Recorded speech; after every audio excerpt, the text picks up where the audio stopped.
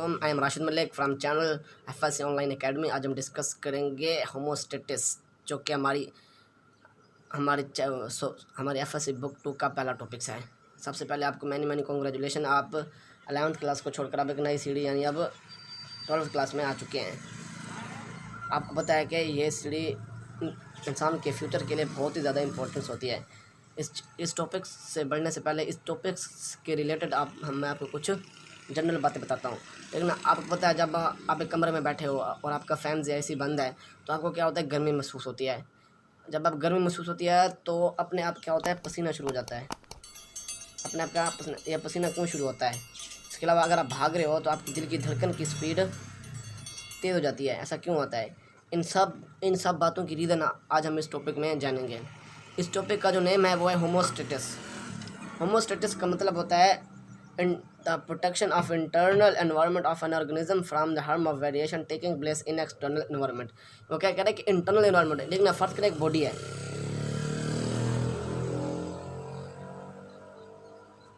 इस तरह की एक बॉडी है। इसके अंदर जो इंटरनल एनवायरनमेंट है ना, इसके अंदर बहुत सारी तब्दीलियाँ आ सकती हैं। लेकिन इन तब्दीलियों को मेंटेन करने के लिए हमारे जिस्म में जो सिस्टम होता है ना, उसको कहते हैं होमोस्टेटिस। ये अंदर वाली तब्दीलियाँ किस तरह आती हैं और क्यों आती हैं, क्योंकि आने की वजह है, ठीक है ना डियर स्टूडेंट। यहाँ पर इंटरनल जो बॉडी है ना, यहाँ पर क्या हो गया, यहाँ पर जो बैरोनी जो मतलब तब्दीलियाँ आ रही हैं ना, यहाँ पर जो तब्दीलियाँ आ रही हैं बॉडी के बाहर, यहाँ पर क्या करती है, अंदर वाली बॉडी जो हिस्से है ना, यहाँ पर भी अफेक्ट करती है। लेकिन हमारी जो बॉडी है ना, इन जो वेरिएशन के दरमियान क्या करती है, रिस्पॉन्स पैदा करती है कि हमारे जिस्म के अंदर कोई तब्दीली ना हो। और हमारे जिस्म के जो अंदर वाला हिस्सा है ना, उनके अंदर जो जैसे ठीक ना, जैसे मतलब माहौल है ना, वैसे का वैसा माहौल रहे, उसको हम कहते हैं होमोस्टेटिस। यानी हमारा जो अंदर वाला जो एनवायरनमेंट है ना, क्या करे, नॉर्मल रहे, उसमें कोई इफेक्ट वगैरह ना हो।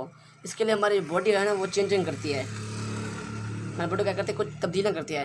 जैसा कि अगर हम ठीक ना, अगर हम ज़्यादा साल्ट वगैरह ले लें, साल्ट एंड वाटर, तो इसके लिए हमारे जिस्म में टिकने का प्रोसेस होता है, जिसके ज़रिए ज़्यादा साल्ट और वाटर को हमारे जिस्म के अंदर क्या करते हैं, मेंटेन करती है। यानी हमारा जो जिस्म के अंदर ज़्यादा साल्ट या पानी चला जाए, उसको जिस्म से बाहर थ्रू आउट करती है। इसके लिए जो प्रोसेस होता है वो ऑस्मो रेगुलेशन होता है। ऑस्मो रेगुलेशन वो कौन सा प्रोसेस होता है, ठीक ना, हमारे जिस्म के अंदर ठीक ना, फर्स्ट एक बॉडी है, इसके अंदर ठीक ना वाटर, पानी और इसके अंदर जो साल्ट है ना, वो ज़्यादा चला गया है। इसके जो मेंटेनेंस के लिए जो हमारे पास जो प्रोसेस होता है, उसको हम कहते हैं ऑस्मो रेगुलेशन। ऑस्मो रेगुलेशन क्या हो गया, the maintain a proper range of salt and water, environment नहीं आएगा, ठीक है ना, salt and water in cells और या इनसाइड बॉडी। एक सेल के अंदर भी या फिर एक बॉडी के अंदर भी इस मेंटेनेंस को, यानी साल्ट और वाटर को मेंटेन करने के लिए जो प्रोसेस इस्तेमाल किया जाता है, उसको हम ऑस्मो रेगुलेशन कहते हैं। और ये अगर ज़्यादा साल्ट हमारे जिस्म में चला जाए तो हमारे जिस्म में ठीक ना कुछ वेस्ट मटेरियल पैदा कर, जैसे कि नाइट्रोजनियस वेस्ट हमारे जिस्म में बन जाता है। अगर इस नाइट्रोजनियस वेस्ट को हमारे जिस्म से थ्रू आउट करने के लिए एक प्रोसेस इस्तेमाल किया जाता है, जिसको हम कहते हैं एक्सक्रीशन, यानी the elimination of metabolic waste from the internal body और ये cell is called excretion. Elimination, ये जो मेटाबॉलिक वेस्ट होता है ना, ये नाइट्रोजनियस वेस्ट होता है। डियर स्टूडेंट, ठीक ना, होमोस्टेटिस क्या होता है, इंटरनल जो एनवायरनमेंट है ना बॉडी का, उसका प्रोटेक्शन करना from the harm of variation taking place in external environment. और ऑस्मो रेगुलेशन क्या होता है, वाटर और जो नमक है ना और पानी है, उसको क्या करना है, जिस्म के अंदर मेंटेन्स करना है एक प्रॉपर लिमिट में। इसको क्या कहते हैं, ऑस्मो रेगुलेशन। अगर ज़्यादा नमक या कोई चीज़ हमारे जिस्म में फालतू चली जाए, जो हमारे जिस्म के लिए, जो हमारे इंटरनल एनवायरनमेंट के लिए नुकसानदेह है, उसको बाहर निकालने के लिए जो हम क्या करते हैं, प्रोसेस करते हैं, उसको कहते हैं एक्सक्रीशन। लेकिन हमारे जिस्म में ठीक ना 3 चीज़ें होती हैं जो हमारे जिस्म को अफेक्ट करती हैं। नंबर 1 जो चीज़ है वो है वाटर, नंबर 2 है वो है साल्ट, नंबर 3 है टेम्परेचर, ठीक ना। आपको पता है कि गर्मियों और सर्दियों में हमारा जिस्म एक डिफरेंट रिस्पॉन्स करता है। वाटर अगर हमारे जिस्म में ज़्यादा चला जाएगा तो हमारा जिस्म ठंडा हो जाता है, और फिर हमारे जो जिस्म का अंदर वाला टेम्परेचर है वो कितना है, 37 डिग्री सेंटीग्रेड। इसको मेंटेन करने के लिए जो हमारा जिस्म ठंडा हो जाता है, ताकि पानी जो है ना अंदर मेंटेन रहे।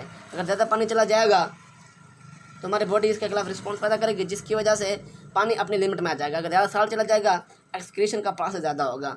इतना आपको पता है, सर्दियों और गर्मियों में हमारे जिस्म का रिस्पॉन्स थोड़ा मुख्तलिफ होता है। यानी सर्दियों में जो हमारा जिस्म होता है ना, वो एक और रिस्पॉन्स देता है, जबकि गर्मी में जो हमारा जिस्म है ना वो एक और रिस्पॉन्स देता है। इस रिस्पॉन्स को हम किस तरह, ठीक ना, इस रिस्पॉन्स को हम किस तरह मेंटेन कर सकते हैं। यानी अब देखते होंगे गर्मियों में हमें क्या आता है, पसीना वगैरह आता है, लेकिन सर्दियों में हमें ठंड वगैरह महसूस होती है। जब पसीना क्यों आता है और ठंड यानी शिवरिंग हमारा जिस्म क्यों करता है, पसीना, देखना गर्मी ज़्यादा है, फर्ज कर देखना हमारी बॉडी के बाहर जो टेम्परेचर है वो 50 डिग्री सेंटीग्रेड, लेकिन हमारे बॉडी का अंदर वाला टेम्परेचर वो है 37 डिग्री सेंटीग्रेड। लेकिन बाहर तो 50 है लेकिन अंदर 37 है। ऐसा क्यों है?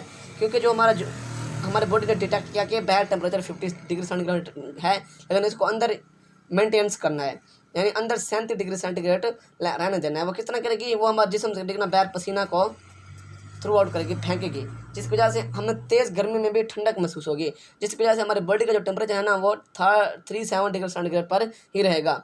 इतना सर्दियों में हमारे जिस्म का जो टेम्परेचर, बॉडी का जो बॉडी का जो बाहर टेम्परेचर होता है वो होता है 15 डिग्री सेंटीग्रेड, जबकि अंदर वाला होता है 370 डिग्री सेंटीग्रेड। इस वक्त हमारी बॉडी क्या करती है, शिवरिंग या नॉन शिवरिंग कुछ इस तरह के प्रोसेस करते हैं, जिसकी वजह से हमारी बॉडी का जो अंदर वाला टेम्परेचर है ना वो 37 डिग्री सेंटीग्रेड ही रह जाता है।